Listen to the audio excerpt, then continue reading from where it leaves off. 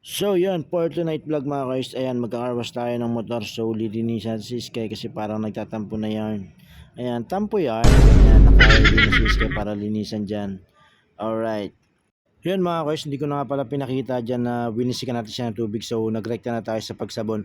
Kasi ang gusto ni Sky is ora-orada yan. Yan yung si Sky. Kailangan yan mabilis ang trabaho. Yan. Alright. Ayan, sabon na tayo. At ayan na nga mga guys, hindi pwede wala tayo sa video. So kailangan nasa video tayo. Ayan, nag-start lang nga pala tayo sabunan dyan si Sky. Ayan.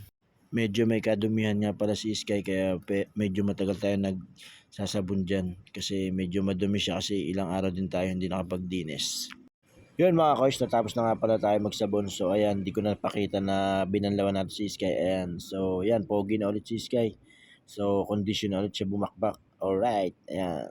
Ayan, tamang montage lang nga pala muna dyan si Sky. Ayan, kung nakikita nyo, napakintab na niya. At ayan na mga guys, natapos na tayo sa pag-motor wash dyan. Ayan kung nakikita nyo, grabe ang pawis natin dyan. Peace out!